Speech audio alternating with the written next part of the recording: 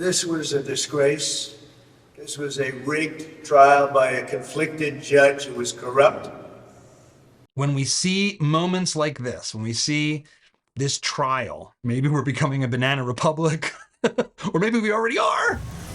Hello again, friends, fans, and foes of Dad Saves America. It's Friday, May 31st, which means I feel obligated to talk about the historic psychosis we're all going through as former President Donald Trump gets convicted on a fairly complex legal theory. I am going to try to grapple with what does this mean for us as parents when our political system forces us to talk about gross, uncomfortable, and really morally problematic actions with our kids. But first, let's see what the president has to say. He's in the process of doing a press conference.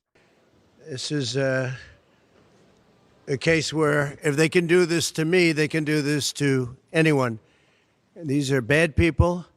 These are, in many cases, I believe, sick people.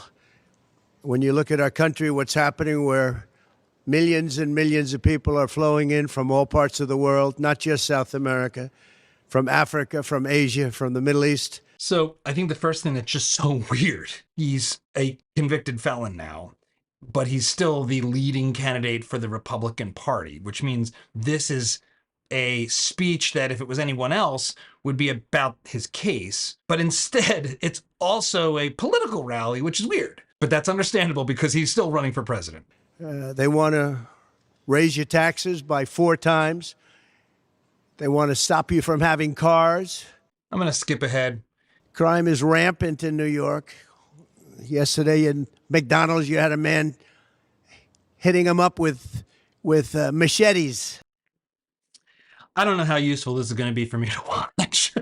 This is where we've come to, America. The weirdest thing about this moment we're in is that it is simultaneously unprecedented, and also we've been battered by this stuff for so many years, this sort of ridiculous circus, that it doesn't feel as unprecedented as I think it should feel.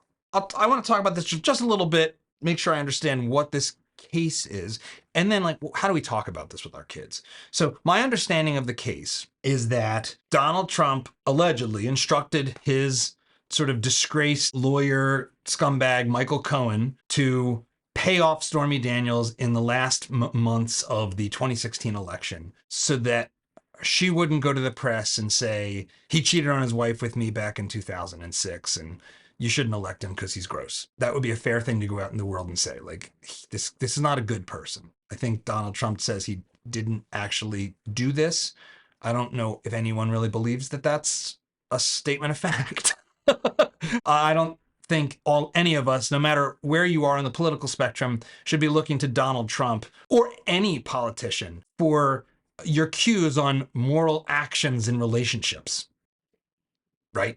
I mean, if you are, there's something wrong with you. This is all gross and terrible. Challenge number 1, as parents and as dads, what should we do and how should we talk to our kids when the political system and when the news forces gross stuff onto our kitchen tables? What do we do about this? This is quite similar to the national moment of Bill Clinton and the Monica Lewinsky case, which when I was a teenager was going on in the 90s.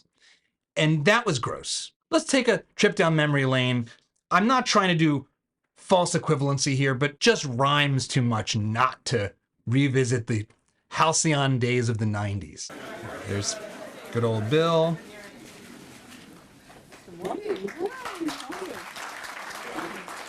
Hillary being unusually chipper, given the circumstances. Here's the classic moment we've all seen 1,000 times. I did not have sexual relations with that woman, Miss Lewinsky. So we all know that was a bullshit. But I think that, God, there's so many places to go with this nonsense. For starters, JFK, probably a bigger sexual deviant than Bill Clinton or Donald Trump. Maybe both of them combined. LBJ used to actually expose himself to people in the Oval Office as part of some sick power move. And these are just the sexual deviants. There's a bigger picture that's even weirder. Like, here we are with the first felony conviction of a former president, and yet we have had absolute war crimes committed by our presidents. For example, former President Obama ordered drone strikes on American citizens. Obama advisor at the time, Robert Gibbs, or I should probably say Glibs, had this to say. Do you think that the killing of Anwar al-Awlaki's 16-year-old son, who is an American citizen, is justifiable? Anwar al-Awlaki renounced his citizenship. His son was still an American citizen. Did great harm to people in this country. And was a regional al-Qaeda commander. That's an American citizen that's being targeted without due process of law, without trial, and he's underage, he's a minor. I would suggest that you should have a far more responsible father if they're truly concerned about the well-being of their children. I'm not even sure what that means.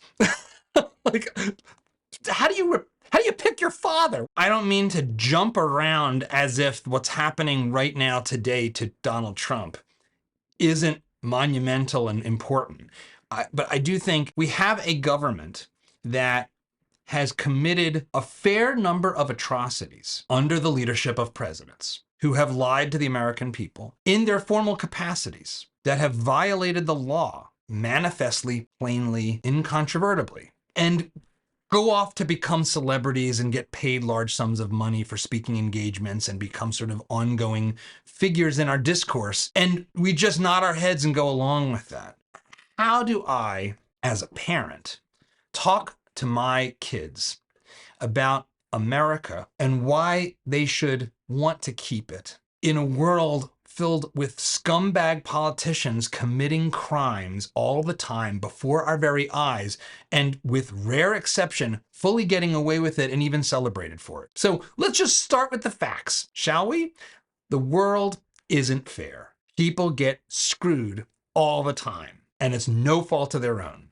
Maybe Donald Trump is being put over the barrel here unfairly. It seems like that's probably the case, but at the end of the day, that's not for me to decide. The best we can all do is try to make it more fair over time in our own actions. In a world that is unfair, where bad things happen to good people, you have to decide what kind of person you are going to be. And if you want the world to be better, the best place to start is for you to be better. So despite the rules being rigged, despite the fact that the system has all kinds of brokenness in it, you should hold yourself to a higher standard than that.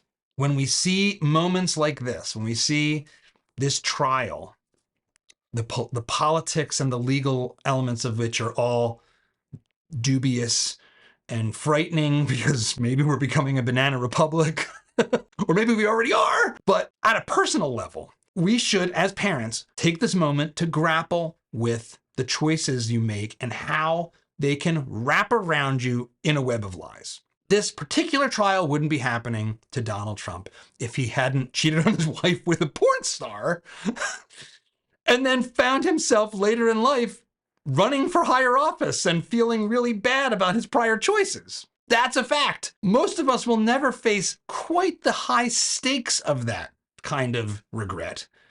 But we all face this in smaller ways. And so we have to face each choice and say, can I live with this?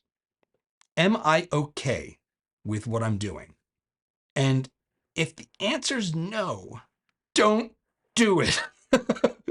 It will be a tie that will bind you. You might feel like you're exerting your freedom, and in one sense you are, but you are restricting the freedom of your future self by being an idiot, by choosing short-term gain for long-term loss.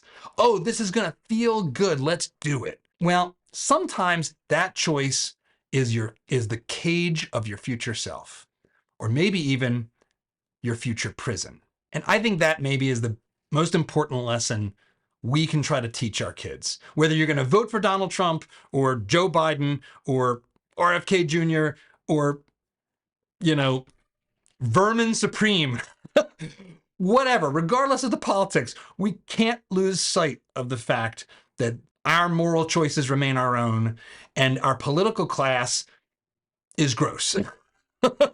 And I can't think of a better way to end this little rant than a more trivial and playful example of just how gross and stupid our political system is. And we got that by way of the reality show of the U.S. Congress. And, you know, if you haven't seen this, it's really something. Okay, here we go. Do you know what we're here for? You know we're here about AG. I don't think you know what you're here for. Well, you the one talking about. I guess I think your stuck in the fake courtroom. eyelashes are messing up. No, what you're ain't reading. nothing. Hold on. Listen. Order. Mr. Chairman, That's beneath would even you your please history. regain That's order beneath of your even you. committee? Order. I do have a point of order, and I would like to move to take down Ms. Green's words. That is absolutely unacceptable. How dare you attack the physical appearance of another person? Are your Move feelings hurt? her words down. Aw. Oh, girl, baby girl. Oh, really? Don't even play. with Baby me. girl? We're gonna, I don't think We are going to so. move, and we're going to take your words down. I Thank you very second that motion. It's me. Ms. Crockett. I'm just curious, just to better understand your ruling. If someone on this committee then starts talking about somebody's bleach blonde, bad built butch body, that would not be engaging in personalities, correct? A what now? Chairman, I'm I make a motion to strike those words. I don't think that's Hold on. I'm Parliament. trying to find clarification on what qualifies. Chairman, motion to I had strike no those idea words. what you just said. I feel like Raskin right here. Like, oh my God, what have we become? What have we become? I don't know if that's a moment of sin, but it's a good reason to not put all your hopes and dreams in Washington, D.C. All right, have a great weekend.